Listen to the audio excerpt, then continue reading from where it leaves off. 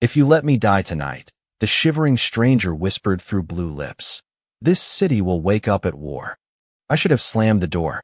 Every survival instinct I had spent 26 years building screamed that no normal man showed up outside a fourth-floor apartment at 3 in the morning wearing a soaked charcoal overcoat with blood seeping through one sleeve and eyes that stayed unnervingly calm despite the freezing rain.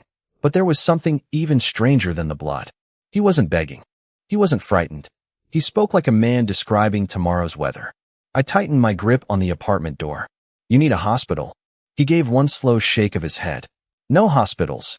His voice was low, steady, almost emotionless, yet every word carried a weight that made the narrow hallway feel smaller. Wind rushed through the cracked window at the end of the corridor, carrying icy rain inside. He shivered once, then forced himself upright like refusing to collapse was simply another decision. I should have called 911. I should have walked away. Instead, I stepped aside. "You get one night," I said. "That's it."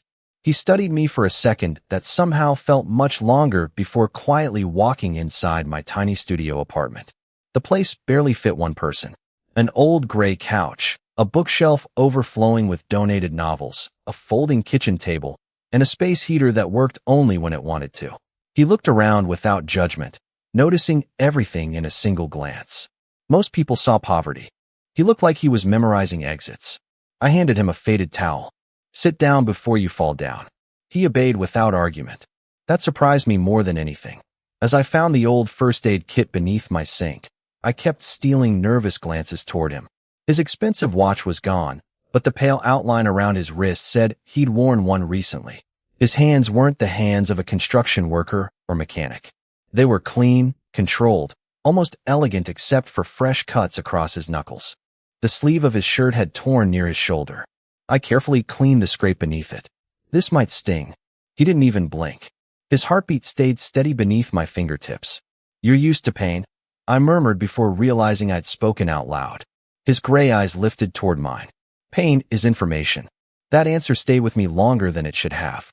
I wrapped the bandage while he silently watched the tiny apartment, every shadow reflected in his eyes, as though he expected danger to step out of it at any second. Whoever he wasn't running blindly. He was waiting. I heated chicken soup while he sat perfectly still. When I placed the bowl in front of him, he looked at it for several seconds before taking the first spoonful. "Thank you," he said simply. No arrogance. No charm. Just quiet sincerity that somehow felt rarer than kindness itself. The room finally grew warm enough for the rain to become background noise. He leaned back against the worn couch and closed his eyes, but something about his posture told me he wasn't asleep. He was listening. Every creak of the old building, every passing car, every distant siren. Then, just as exhaustion finally pulled him under, headlights swept across my apartment window. One black SUV rolled silently to the curb below. Then another. Then 3 more. None of them turned off their engines. The engines never stopped. They sat beneath my apartment building like patient predators, their headlights cutting pale lines through the rain, while every instinct told me to lock the door, wake the neighbors, and pretend none of this had ever happened. Instead, I stood frozen beside my window, barely breathing. The stranger's eyes opened before I heard a single knock. He had not been asleep after all. He looked toward the glass without surprise, then slowly rose from my worn couch despite the fresh bandages wrapped around his shoulder. Every movement was controlled, deliberate, as though pain was simply another inconvenience to be managed. I whispered, "Are they looking for you?" He answered without turning around. "They are looking for their boss." My stomach tightened. Before I could ask another question, 3 quiet knocks echoed through the apartment door. Not hurried, not desperate, perfectly measured.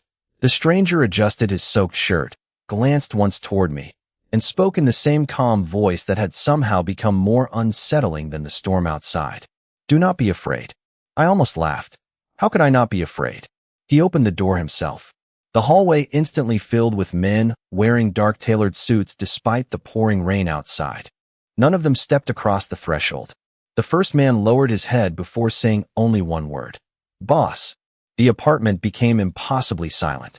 I looked from the stranger to the men waiting outside, searching for some sign that this was a misunderstanding. There was none. The man who had eaten canned soup from my chipped bowl only an hour earlier gave a single nod. Every other man immediately straightened without another word. No one questioned him. No one spoke out of turn. He did not raise his voice. He did not threaten anyone. The silence itself carried authority I had never witnessed before. He turned toward me. Emily. Hearing my name from his mouth felt different now.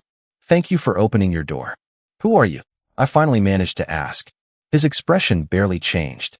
Adrian Romano. The name meant nothing to me for exactly 2 seconds. Then I remembered the newspaper article displayed near the circulation desk at the library months earlier. A business leader. A mysterious philanthropist. Rumors that reached far beyond legitimate companies. Whispers no one ever said too loudly. Adrian Romano. The man many believed controlled an invisible empire stretching across the city. My knees nearly gave out. He noticed before I did and quietly pulled out the only kitchen chair for me. Sit. Somehow I obeyed. Outside, one of the suited men approached the doorway carrying a sealed envelope. Adrian accepted it without opening it immediately.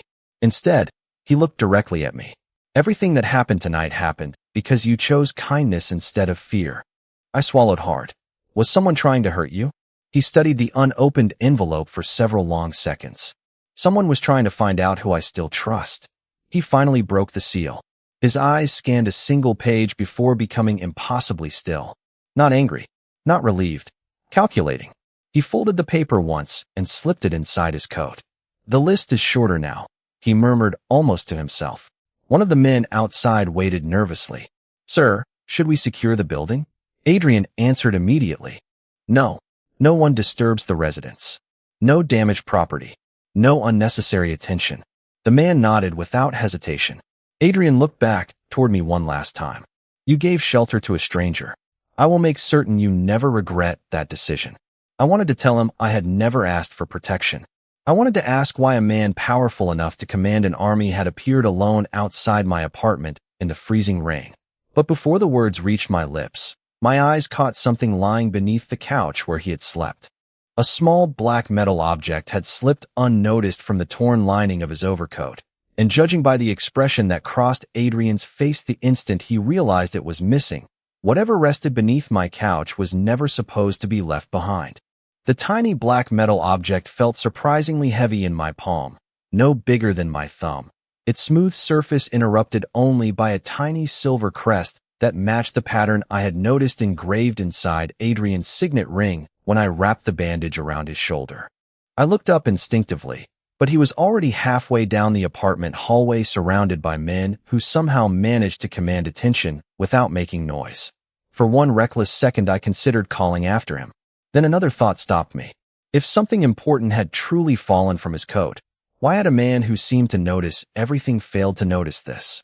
I slipped the object into my sweater pocket just as Adrian turned back toward my open apartment door. His gray eyes lingered on me for only a heartbeat before he gave the smallest nod, almost like a silent promise, and disappeared into the waiting elevator. Moments later, every black sport utility vehicle pulled away with perfect coordination, leaving my quiet street looking exactly as it had the day before, except nothing about my life felt ordinary anymore. I tried returning to work that afternoon, shelving donated novels while pretending my hands were not trembling every time the front door opened. Every customer looked normal until I caught myself wondering who might secretly belong to Adrian's world. Around noon, my phone buzzed from an unknown number. There was no greeting, only one sentence. Do not trust anyone asking about last night. The message vanished before I could save it. I stared at the blank screen, convinced I had imagined it, until my coworker Melissa walked over carrying a returned mystery novel. Emily, are you okay? You have looked distracted all morning. I forced a smile that fooled neither of us. Just did not sleep much. Before she could ask another question, 2 men wearing expensive business suits entered the library. They smiled politely at the front desk, spoke with calm voices, and showed perfectly ordinary identification badges claiming they represented a private insurance company. Yet something about the way they slowly scanned every corner of the room made my heartbeat quicken. One of them approached me with an almost friendly expression. Miss Parker, we are trying to locate a gentleman involved in a weather-related emergency last night. We understand you may have offered assistance. His words sounded harmless. His eyes did not. I remembered the disappearing text message and answered carefully. I helped a stranger. That is all I know. He thanked me with a practiced smile, but before leaving he glanced toward the security camera mounted above the circulation desk. The gesture lasted less than a second. It was enough. They were not searching for Adrian anymore. They were searching for proof. After my shift ended, I hurried home, locking my apartment door behind me before pulling the metal object from my pocket. Under the kitchen light, I finally noticed an almost invisible seam running around its edge. I pressed gently with my thumb. The object clicked open, revealing a tiny memory card no larger than my fingernail. My pulse raced. Whatever this contained had been important enough for Adrian Romano to risk everything, and now it was sitting on my chipped kitchen table. Then someone knocked 3 slow times on my apartment door, exactly the same rhythm Adrian's men had used that morning, except this time a familiar voice spoke from the hallway. "Emily," Adrian said quietly, "please do not open the card. Someone else already knows you have it." My hand froze inches above the tiny memory card. I had no reason to trust Adrian Romano, yet every instinct told me the warning outside my door had not come from fear. It had come from certainty. I unlocked the apartment anyway, keeping the chain latched until I recognized his face. He looked different than the night before. The borrowed exhaustion was gone. In its place stood the man everyone else had bowed to. His charcoal suit fit perfectly despite the sleepless night, his expression unreadable, his gray eyes quietly studying every corner of the hallway before they settled on me. "Are you alone?" he asked. I nodded. "May I come in?" The question surprised me more than anything else. A man powerful enough to command dozens of people was asking permission before stepping into my tiny apartment. I removed the chain without speaking. The moment he entered, he gently closed the door and listened. Not to me, to the building, the elevator cables, the footsteps overhead, the plumbing inside the walls. After several silent seconds, he walked toward my small kitchen table where the open metal case rested beneath the lamp. His eyes stopped there immediately. "You found it." I crossed my arms. "You knew it was here." He met my gaze without hesitation. "I suspected. You left it on purpose." A faint smile almost appeared before disappearing again. "No. I left myself one chance to discover who was watching." I stared at him in disbelief. "You were telling me this was some kind of test?" He slowly shook his head. "The test was never for you." He carefully picked up the empty metal shell, but did not touch the memory card itself. "Someone inside my organization knew my route before I left yesterday evening. Only 7 people had that information. When I disappeared, every one of them reacted differently. Someone moved too quickly. I wanted answers, yet every explanation only created another question. Then why is everyone looking for this?" Adrian looked toward my window before answering. "Because they believe it contains evidence that can destroy my family." "Does it?" "No." His answer came instantly. "It contains something far more valuable." Before I could ask what that meant, his phone vibrated once. He read a single line on the screen. For the first time since I had met him, something almost invisible changed in his expression. Not panic. Calculation. He slipped the phone back into his pocket. "They entered the library after you left." My stomach tightened. "The 2 men in business suits?" He nodded once. "They copied the security recordings." "Why would they do that?" "Because now they know exactly where you carried the case." A cold silence settled between us. My apartment suddenly felt much smaller. Adrian walked toward the bookshelf near my couch and lightly brushed his fingers across the wood. When he lifted his hand, a nearly invisible listening device no larger than a shirt button rested between his fingertips. My breath caught. "That was not there yesterday." "No," he replied quietly. "It was installed while you were at work." My heart began pounding. "They have been inside my apartment?" "Yes." "Then why did they leave the memory card?" Adrian looked directly into my eyes. "Because they never found it." He reached into the pocket of his jacket and placed a folded city map on the table. Several intersections had been marked with small pencil circles. "Tonight, they will search again. They believe you still have what they need." I felt anger replacing fear. "I never asked to become part of this." His voice softened, but only slightly. "I know." "Then fix it." He remained silent for several seconds before answering. "That is exactly what I intend to do." Another vibration came from his phone. This time he did not need to read the message. The caller identification alone told him enough. He rejected the call without hesitation. "Who was that?" I asked. Adrian slowly folded the map shut. "One of the 7 people who knew my route." He looked toward the dark window, where an unfamiliar sedan had just parked across the street. The problem is, he should not know where I am. Adrian never looked away from the sedan across the street. He simply slipped his phone back into his pocket and walked toward my apartment window with the quiet confidence of a man who had survived far worse than suspicious headlights. "Do not turn on any more lights," he said. I obeyed before realizing I had done it without question. The room fell into shadows, leaving only the street lamps outside to paint pale lines across the floor. I stood beside the bookshelf while Adrian watched the parked car without moving a single inch. "How can you be so calm?" I whispered. His answer came almost immediately. "Because they are waiting." I frowned. Waiting for what? For me to make the first mistake. He finally stepped away from the window and unfolded the city map again. This time he pointed to 3 different locations marked in pencil. 3 warehouses, 2 restaurants, 1 shipping office. Every one of them belongs to companies connected to my organization. I stared at the circles. Then why not search all of them? A faint shadow of approval crossed his face. Because someone expects me to. I slowly began understanding the way his mind worked. Every obvious move was already part of someone else's plan. Every decision carried consequences several steps ahead. "So what do you do instead?" He looked directly at me. "I let them believe they are winning." Before I could respond, his phone vibrated again. This time he accepted the call without saying a word. I could only hear a calm male voice through the speaker. "Everything is ready, sir." Adrian answered quietly. "Proceed exactly as discussed. No changes." The call ended after less than 10 seconds. "What was that?" I asked. "A false meeting." He folded the map and placed it back inside his coat. "Within the next hour, every person watching this building will receive information that I am attending a meeting across town. But you are not going." "Correct." "Then they will send people there." He nodded once. "And whoever informs them first moves closer to the top of my list." My pulse quickened. This was never simply about surviving an attack.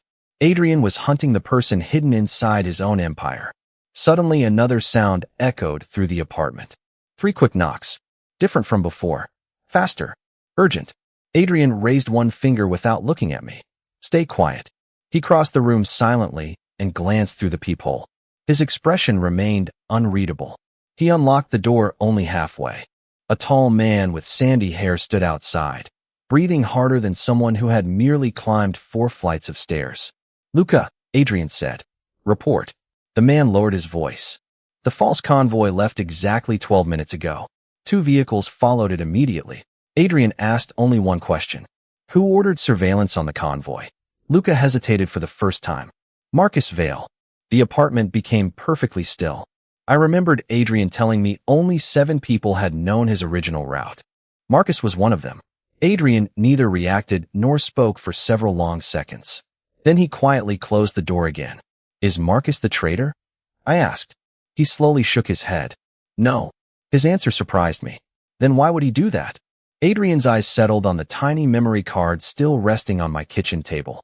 "Because someone wanted me to believe Marcus is the traitor." He carefully picked up the card for the first time since entering my apartment, then looked back toward the dark window where the sedan had suddenly disappeared. Which means the real architect of this betrayal is finally beginning to reveal himself. The memory card disappeared into Adrian's inside pocket as though it had never existed, yet somehow the apartment felt heavier after he touched it. I realized then that nothing in his world was ever just an object. Everything was leverage. Everything was a move waiting to happen. Adrian walked toward the kitchen sink, poured himself a glass of water, and stood silently for several seconds. He was not resting. He was thinking. "You still believe Marcus is innocent," I said.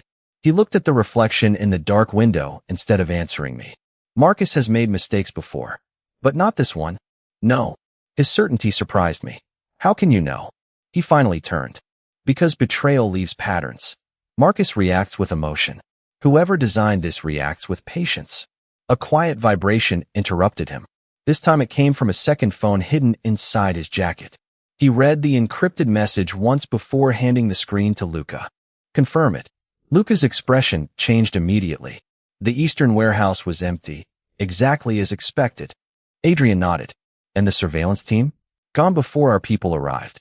Adrian smiled for the first time since I had met him. It was not a happy smile. It was the expression of someone who had just confirmed a theory. He is narrowing his circle. I frowned. Who? Adrian slipped the second phone away. The man hunting me. I folded my arms. You keep talking like this is a chess game. Because it is. Except real people get hurt. His eyes met mine without hesitation, which is why I cannot afford to lose. His answer ended the conversation before it truly began. A few minutes later, another knock echoed through the apartment, softer this time. Luca checked the hallway before opening the door just enough to receive a plain brown envelope from a courier who immediately walked away without asking questions. Adrian spread several photographs across my tiny kitchen table. They showed loading docks, office entrances, parking garages, and the lobby of a luxury hotel. At first they looked completely unrelated. Then I noticed the same man appearing quietly in the background of every image. Gray overcoat, baseball cap, never looking directly toward the camera. Who is he? I asked. Adrian rested one finger on the final photograph. Someone who should have been overseas 3 days ago. Do you know his name? No. Then how do you know he matters? Adrian answered without looking up. Because everyone else in these photographs is watching him without realizing they are doing it. I stared at the pictures until I finally understood. Security guards, drivers, receptionists, even pedestrians had all unconsciously turned toward the same man. He blended into every crowd while quietly controlling it. Adrian carefully gathered the photographs again. He is not giving orders. Then what is he doing? Observing whether his orders are being followed. My heartbeat quickened. Whoever this stranger was, he seemed invisible even inside Adrian's carefully built intelligence network. Suddenly, Adrian's phone rang again. This time the caller identification displayed only a single letter. V. He answered immediately. Speak. The older voice remained calm. Your board meeting has been moved to tomorrow morning. Adrian's expression never changed. I canceled that meeting yesterday. A brief silence followed before the caller replied. Interesting. Then someone informed me otherwise. The line disconnected. Adrian slowly lowered the phone. For the first time since entering my apartment, I saw genuine concern behind his composed expression. Who was that? I whispered. Adrian looked toward the rain-covered window where dawn had finally given way to a gray afternoon. The only man outside my organization who should have known the meeting was canceled. He paused, his voice quieter than before. Which means someone inside my inner circle is feeding information to someone even closer than I imagined. Adrian did not speak again for nearly a full minute. The silence was not uncomfortable. It was calculated. I watched him rearrange the photographs into a different order, sliding them across my kitchen table until one image rested in the center. It showed nothing more than the entrance to a parking garage on the west side of the city.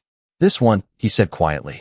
Every lie in the last 24 hours passed through this building. I leaned closer.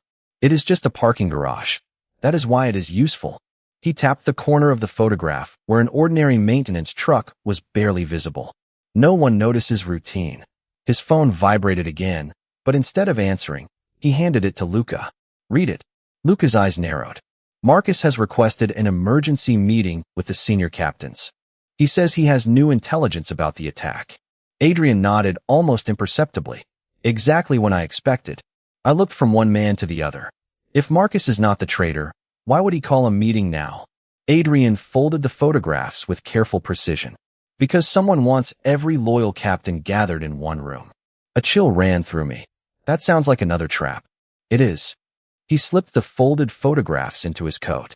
The question is who believes they are setting it. Before I could ask what he meant, Adrian's second phone rang. This time he answered on speaker. A calm female voice came through. The financial transfer has been approved exactly as requested. Adrian replied without hesitation. Excellent. Make certain everyone hears about it. The woman sounded confused. Everyone, sir? Especially the people who should not. He ended the call and finally noticed my expression. You arrange for false money to move. Correct. Just to see who follows it. No. His gray eyes held mine. To see who tries to stop it. The difference was subtle, but suddenly everything made sense. Adrian was no longer reacting to betrayal. He was forcing betrayal to reveal itself. A loud engine echoed outside. We all turned toward the window. A delivery van pulled to the curb across the street. Nothing unusual except the driver never stepped out. Adrian watched for several seconds before speaking. Not a delivery. Luca quietly reached for the radio clipped beneath his jacket. Adrian stopped him with a single glance. Leave him alone. Sir, if he is watching us, someone else is watching him. My apartment had become the center of a game I had never agreed to play, yet Adrian never once looked overwhelmed. Every new problem became another piece on an invisible board only he seemed able to see. I finally asked the question that had haunted me since the night he appeared outside my door. Why did you trust me? He answered so quickly that it felt like he had already known I would ask. I did not. I blinked. Then why come here? Because kindness cannot be predicted. He looked around my tiny apartment, the worn couch where he had slept, the old bookshelf, the chipped coffee mug still sitting beside the sink. The people hunting me understand power. They understand money. They understand fear. They do not understand someone opening a door for a stranger with nothing to gain. For the first time since meeting Adrian Romano, I saw something that looked almost like gratitude beneath the discipline in his face. Then his phone lit up with a secure alert. He read one sentence before quietly closing his eyes. When he looked at Luca again, his voice was calm, but colder than ever. Cancel every meeting tomorrow. Luca frowned. Even the council session? Especially that one. Why? Adrian slipped the phone into his pocket. Because whoever planned this has finally made a mistake. I searched his face for relief, but found none. What mistake? He looked toward the darkening sky outside my window. They just tried to lure me away. He paused, his voice barely above a whisper. Which means they are no longer hunting me. They are coming here for you. The words settled over the apartment like a winter fog that refused to lift. They are coming here for you. I wanted to argue that none of this made sense, that I was a librarian who had made one compassionate decision during a storm, but every hour since that knock on my door had proved the opposite. Adrian moved without wasting another second. He picked up the memory card from the kitchen table and placed it inside a plain envelope before handing it to Luca. Take this to Vault 7. Do not open it. Do not stop. If anyone asks where you are going, tell them the harbor. Luca accepted the envelope with a single nod and disappeared into the hallway. The moment the apartment door closed behind him, Adrian quietly locked it again. I stared at him. You just told him to lie. I told him to survive. His answer came without hesitation. The harbor has nothing to do with the memory card. Exactly. He walked back toward the window and watched the street below. By now, someone inside my organization will hear that conversation. If the information reaches the wrong ears before Luca reaches Vault 7, I will know which path the leak traveled. I realized every sentence Adrian spoke had two audiences. The one standing in front of him, and the one he expected to be listening somewhere else. A soft chime came from my phone. An unfamiliar email had arrived with no sender listed. Inside was a single photograph of my apartment building taken from across the street less than 5 minutes earlier. Beneath it were 7 words. We know exactly where kindness brought him. My hands immediately turned cold. I showed Adrian the screen. He studied the message for only a second before deleting it. Do not answer unknown calls. Do not open unknown links. They want your attention more than your information. Why? I asked. Because frightened people become predictable. He walked toward my bookshelf again, running his fingers along the wood until he found another tiny listening device hidden behind a framed photograph of my parents. His expression never changed. A second one, I whispered. Adrian nodded. Installed after I arrived. Then they know you are here. No. He carefully removed the device and slipped it into his pocket without damaging it. They know someone wants them to believe I am here. I blinked in confusion. What does that mean? For the first time, Adrian unfolded the truth one layer further. I left this apartment almost 20 minutes ago. I stared at him. He was standing 3 feet away from me. He almost smiled at my expression. The Adrian Romano they have been following across the city since sunrise is a convoy, several secure communications, and a dozen carefully timed reports. Information travels faster than people. I simply helped it choose the wrong destination. Before I could process what he had just admitted, the lights inside my apartment flickered once and then went out completely. The entire building fell into darkness. The only light left came from the rain-soaked street outside. Somewhere below, a car door quietly closed. Adrian did not move toward the window. He moved toward me instead, placing himself between me and the front door with effortless calm. He listened for several long seconds before speaking so quietly I almost missed the words. They are early. My heartbeat pounded so loudly I could barely hear the slow footsteps echoing from the stairwell. They were not rushing. Whoever was climbing toward my apartment believed there was no reason to hurry. Adrian reached into the inside pocket of his coat, not for the memory card, but for a small, folded photograph. He looked at it once before handing it to me. It showed an older man smiling beside a much younger Adrian years before either of them had gray in their hair. On the back, only one sentence had been written. Trust him until he gives you a reason not to. I looked up in confusion. Who is he? Adrian's eyes never left the apartment door. The only man I trusted more than my own family. Another deliberate knock echoed through the darkness. Adrian closed his eyes for a single heartbeat before opening them again. And if I am right, he said quietly, he is the one standing outside. The second knock never came. Instead, the hallway fell completely silent, the kind of silence that forced every tiny sound inside my apartment to become deafening. My own breathing, the ticking clock above the stove, rain tapping softly against the window. Adrian remained perfectly still between me and the door, his eyes fixed on the handle as though he could already see the man waiting outside. Then a familiar voice broke the silence. Adrian, the older man called calmly through the door. If you are still alive, then you already know why I came. Adrian did not answer immediately. He looked at me first. Stay behind me. Only then did he unlock the door. Vincent Romano stood alone in the dim hallway wearing a dark overcoat, silver hair neatly combed despite the storm outside. There were no guards, no convoy, no visible threat. His calm smile made him more unsettling than anyone I had seen since this began. His eyes moved briefly toward me before returning to Adrian. She is the one who opened the door. Adrian answered with quiet certainty. She is also the reason I now know who betrayed me. Vincent sighed, almost sadly. I hoped you would see the larger picture before involving an innocent woman.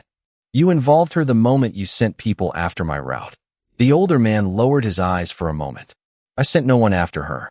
I sent them after your judgment. My confusion must have shown because Vincent turned toward me. Emily, for years I taught Adrian that power survives only through fear. He disagreed. He believed loyalty could be earned. I wanted to prove he was wrong. Adrian stepped forward before I could respond. So you created doubt inside my own organization. Vincent nodded once. Not to destroy you.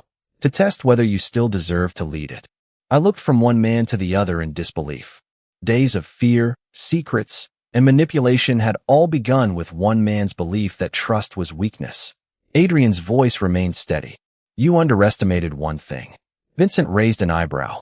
And what was that? Adrian glanced at me. Kindness cannot be manufactured. The hallway became silent again. Vincent slowly smiled, but this time there was genuine respect behind it. That is the answer I was waiting to hear. He reached into his coat and placed a sealed document on the small table beside my door. The names you have been searching for are inside. Every person who chose ambition over loyalty has already revealed themselves because they believed this conflict was real. I stared at Adrian. So the memory card, Adrian nodded, contained financial records that exposed false accounts. Valuable enough to attract every dishonest person. Never powerful enough to destroy the organization by itself. Vincent gave one final nod before turning toward the stairwell. Lead better than my generation did. Without another word, he walked away, disappearing into the fading rain. Adrian remained by the open doorway until the sound of footsteps disappeared completely. Only then did he quietly close the door. Weeks passed before my apartment finally felt like home again. The listening devices vanished. The unfamiliar cars stopped appearing outside. News reports spoke about major executive changes inside Romano Holdings, but never explained why. I returned to my library. Children returned to story hour. Life slowly remembered how to be ordinary. Then, one crisp Saturday morning, there was another knock at my door. I smiled before opening it because somehow I already knew who it would be. Adrian stood there holding the faded blanket I had wrapped around his shoulders on that freezing night.